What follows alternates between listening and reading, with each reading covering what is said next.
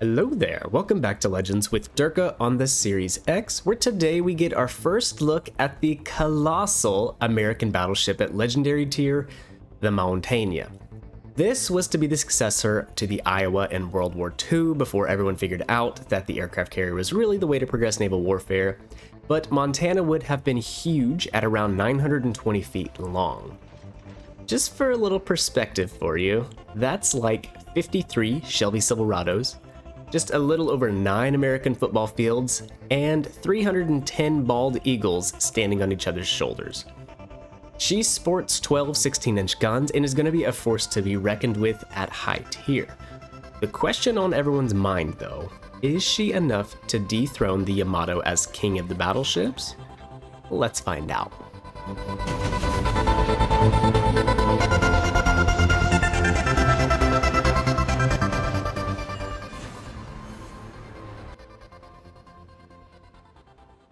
So Montana is now in the Bureau and can be researched by all of us for free. As we all know the drill by now, there are 12 segments, each containing 5 parts, and that is all it takes to get her into your port. This would have been the final evolution of American battleship design, but like mentioned, it was decided aircraft carriers were a much more effective fighting force at sea, and these were canceled before they were built. Real quick, before we go any farther, let's take a look at the commander. We are, of course, using Billy Sims with Andrew Cunningham and Azerlane Scharnhorst to make it a pretty much full dispersion build.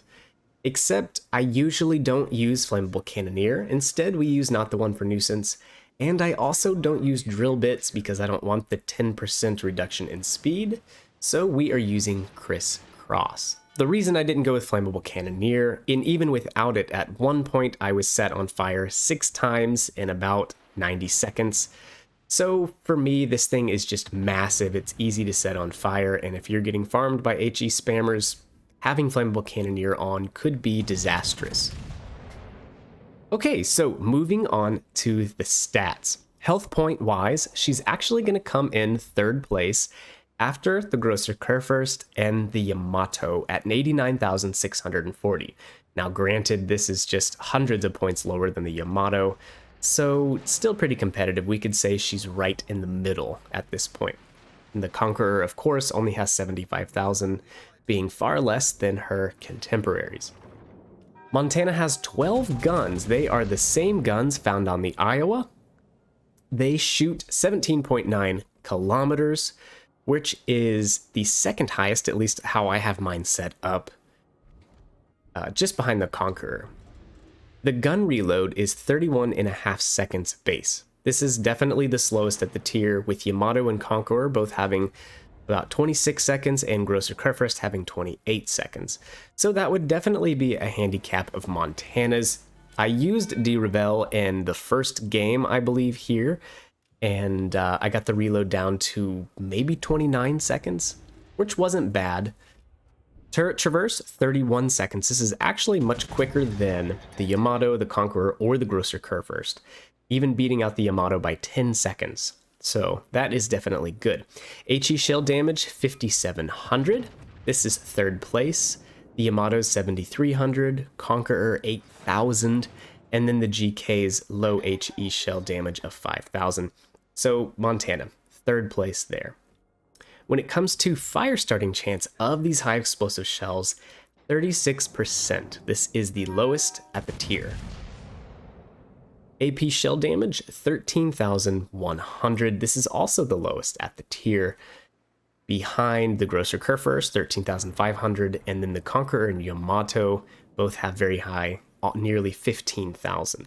And the Conqueror, I think the reason on my setups here that it has such high HE and AP shell damage, because I'm pretty sure I have the Azerlane Nelson Commander on there with the Magnificent 7 perk, which brings the shell damage up quite a bit, if I remember. So with the longer reload, that means Montana's DPM numbers are gonna be about the lowest at the tier. For armor piercing shells, it is the lowest by quite a bit. Conqueror's is almost 100,000 more AP DPM. The high explosive shell DPM, Montana is in 3rd place. Anti-aircraft rating, like most other American battleships and cruisers, it is very good. Montana is no different at 96, it is the highest at the tier. Top speed, 30.9 knots. Again, I'm not using drill bits, but this makes her one of the fastest battleships at the tier. At least the way I have mine set up, she is the fastest. Turning circle, 950 meters, is pretty terrible. It's still better than the Grosser Kurfürst's 1050. It's about tied with the Conqueror's 940, and it is less than Yamato's 900. The rudder shift is also really rough in this ship, the Montana, 23.2 seconds. Honestly, it's so bad that you might consider trying to buff it with, I don't know, Azur Lane Baltimore, or maybe even not using prop mod, but using the steering gears just to make it a little bit better.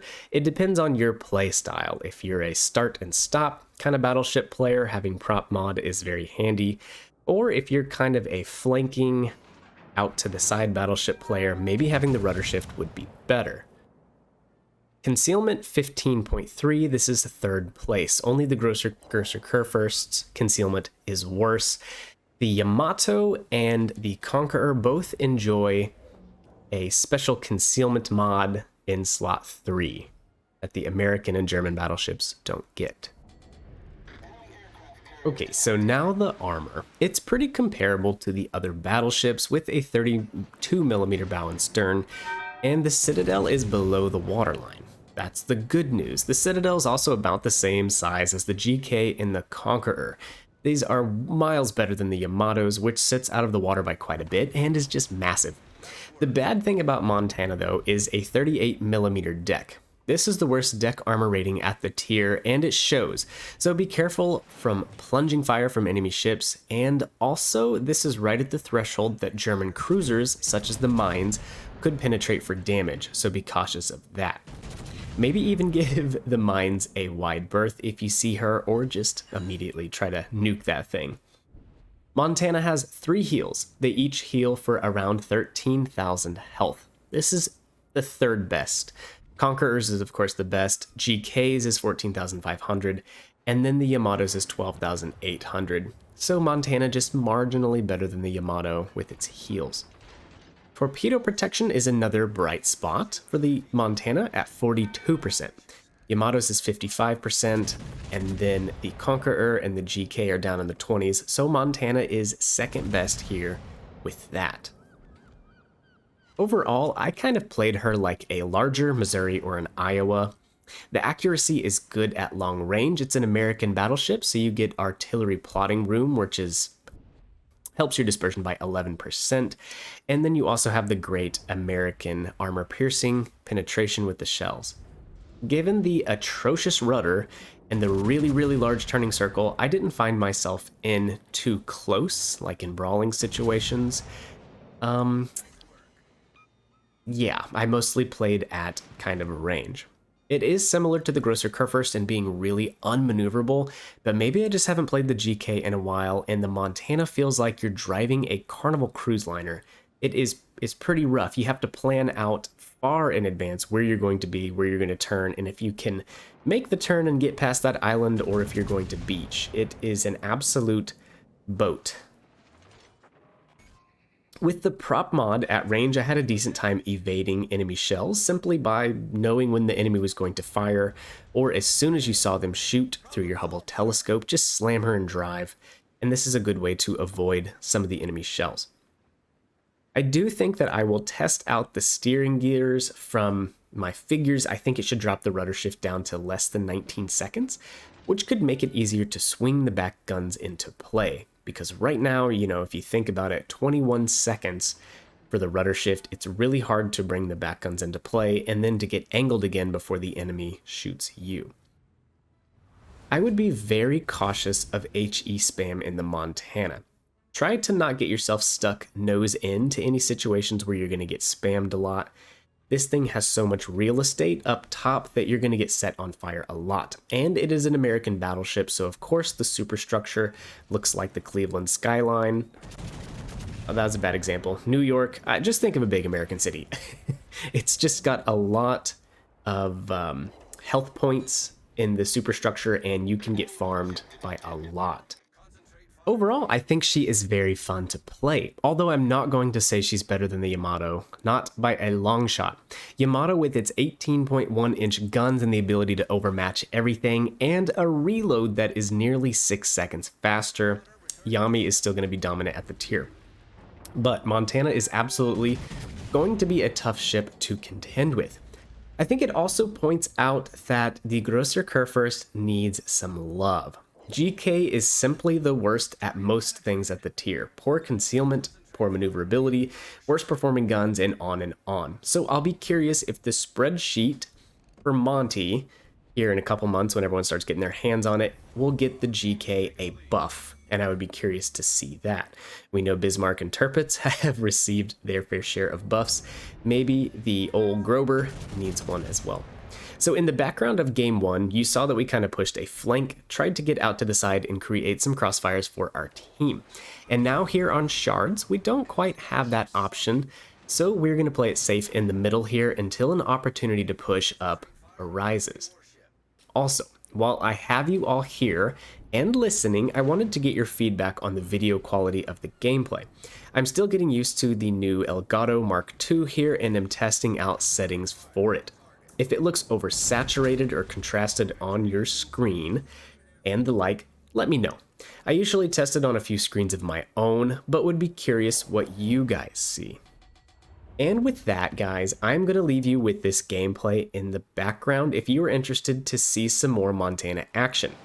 It is another high caliber game, so feel free to stick around and see how I play Montana here on the middle spawn of Shards. Also, be sure to like the video and leave a comment down below with your thoughts on Montana. Subscribe to the channel so you can see new ships when they drop and get my perspective on the game. Alright, see ya.